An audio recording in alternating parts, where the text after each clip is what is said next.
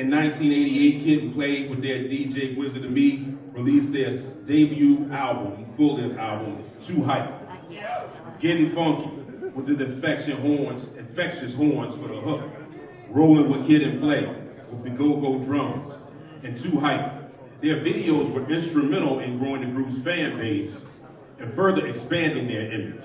But by 1990, they released their second album, Funhouse, and starred in their first movie, the incredibly successful House Party, which had two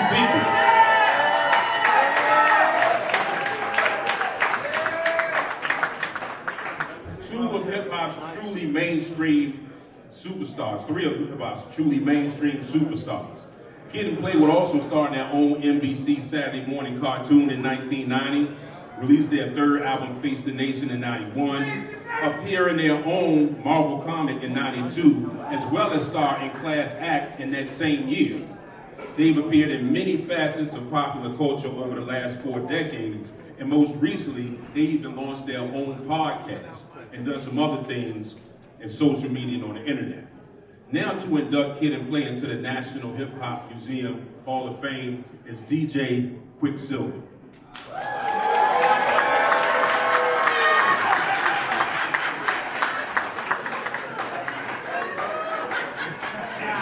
This is crazy right here.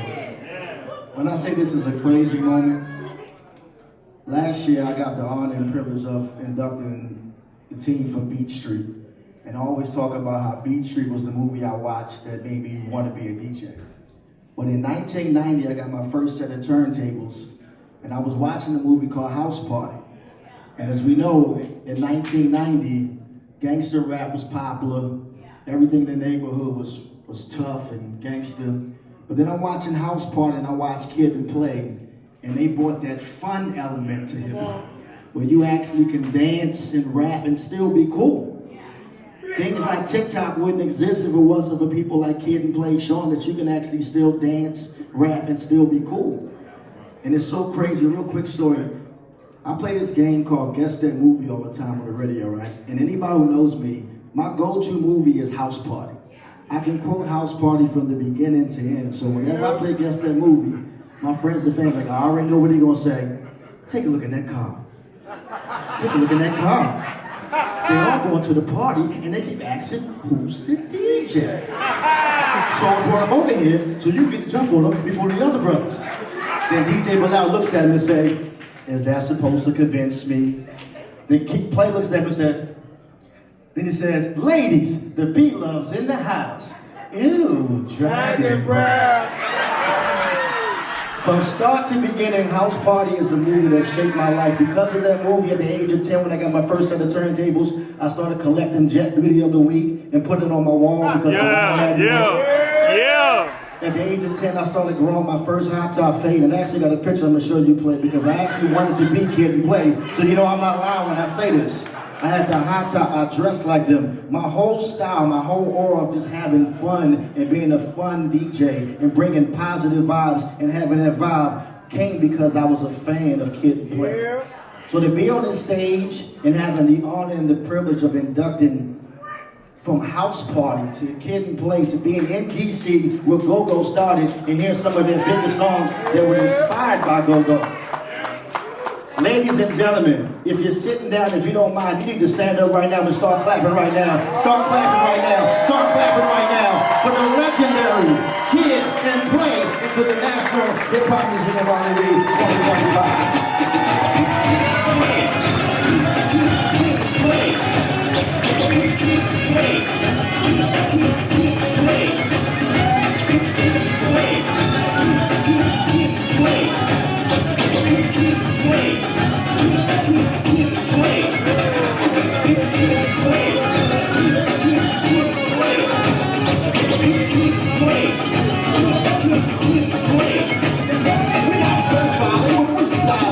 Dancing in the alley, you be smiling. From ear to ear, let's make this clear to you. Riding the range on the rap frontier. Here is where we stand by popular demand. Let's have a hand for the four-man band. All the MCs, the business just trailing. We got music on the horse just running around. So if you feel it down, we're gonna kill that. Oh, with a hyped up sound, making sure that truth is gonna say at the end of the night. I thought the boys were right.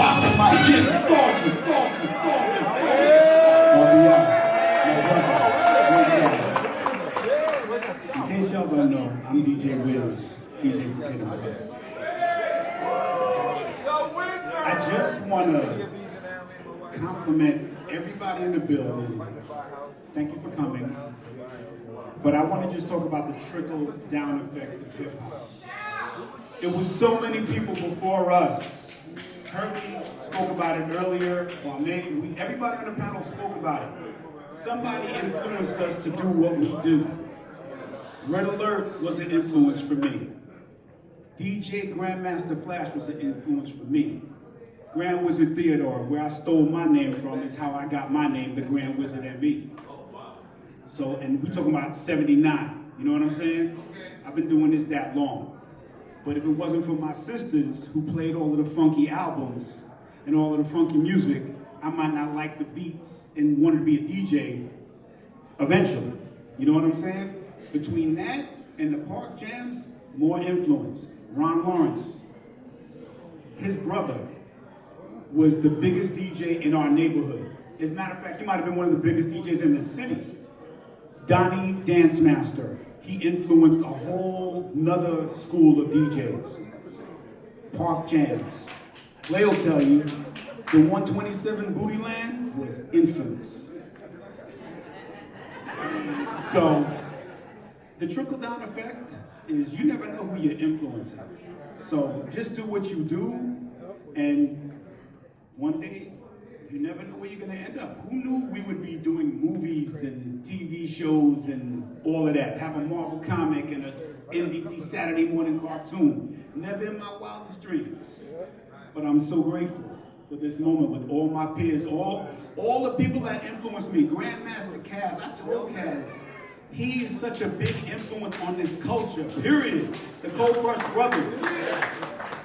No idea what he did for us. You know, Herbie said it, Play said it, it's the trickle-down effect. So just keep doing what you do excellent so we can all trickle down that talent and that influence. You know what I'm saying? Quicksilver said it. You know what I'm saying? House Party influenced him.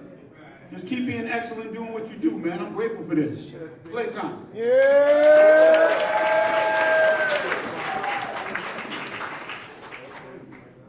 I want to thank you all for being here. Before I go any further, I want to apologize and represent that Kid couldn't be here this evening. He had to deal with something that was unavoidable. If he could have been here, he definitely would have been. So I ask that you all your prayer warriors out there, put him and his family in your prayers and ask Lord for his protection and guidance and everything for things to be good. With that being said, it's amazing to be here. And when I was trying to think about what I was going to say and praying to the Lord for what to say, it brought to mind how important each and every one of you are to God and my Lord and Savior Jesus Christ. As I testify in the schools and in the churches and my speaking engagements, as I travel around the country, I tell people that God used hip hop to save my life. Let me share one particular story and there's proof of that. Back in New York, do you remember a mayor by the name of Mayor Koch? At the time, I was very influenced by the streets. My heroes and who I looked up to was your Bimmies, your Alpos, your Fat Cats, your Pappy Masons, Nicky Barnes, the list goes on. And my father was a part of that element. As I said earlier, he was what I called an urban pharmaceutical engineer. He took that engineering to a whole nother level where things got so tight for him that he actually robbed a bank. And he ended up on the front page of the Post in New York at the time, earlier than what I'm about to get into. And for me, seeing the black exploitation films and some of the names that I just mentioned, and see what the cars that my father drove, the way he dressed, it looked like success. And I bought into the fact that that's what was for me, my destiny. So I was out there in them streets heavy. I got kicked out of 5 high schools. I became a stick-up kid. I was out there. I was destined to be a New York statistic. But what ended up happening one day, I used to stick people up with a sawed-off shotgun. And what I did one day, because the shotgun, you know, I used to have a sheepskin, 3/4 sheepskin coat. I was doing it. And I had a custom-made holster made for it to fit real nice. Herbie can attest for this.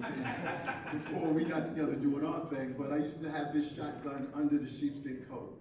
But then summertime came, and you looked a little ridiculous wearing a sheepskin coat, trying to hide a shotgun. So I decided it was time to do a negotiation where I traded that shotgun in for 3 snub-nosed 38 revolvers, 2 hot pellet, illegal pellet guns, and nothing but a whole bunch of rounds of shells of, bullets and stuff in boxes and filled in the chambers of the guns.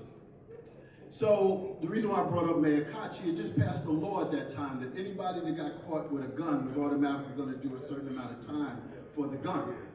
But for every bullet that you had in the chamber, you were going to get a year for every bullet. So here I am with these guns and bullets in every one of them, and also non-stop bullets in whatever I carried them in.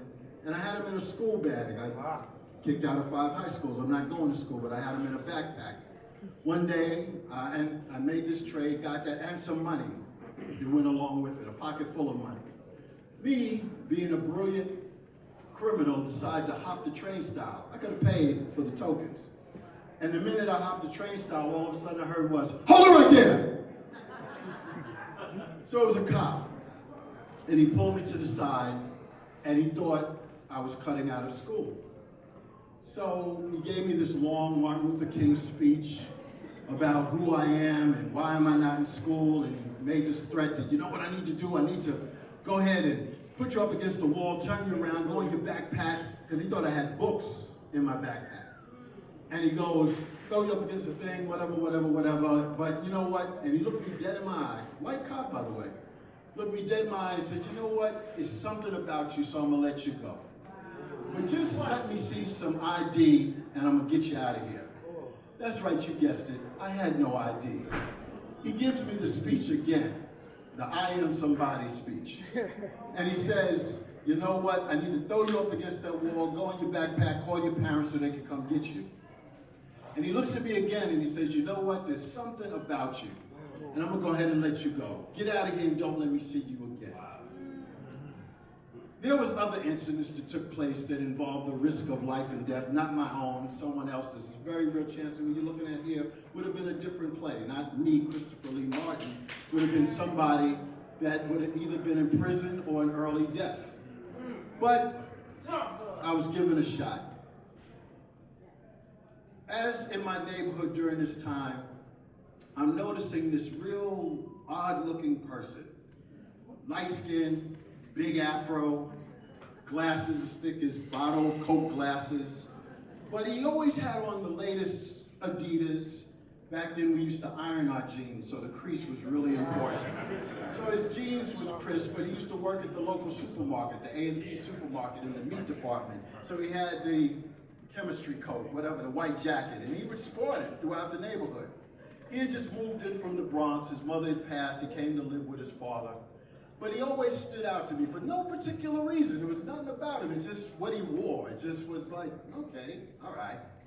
And one day, me and my good friend, there's another member of Kid and Play that didn't make it to the height that most of you know. His name is Jerome Doss, that we used to call Romeo. We went to a neighborhood party in the neighborhood, and the Dory Miller Projects, and there was a party given in the basement.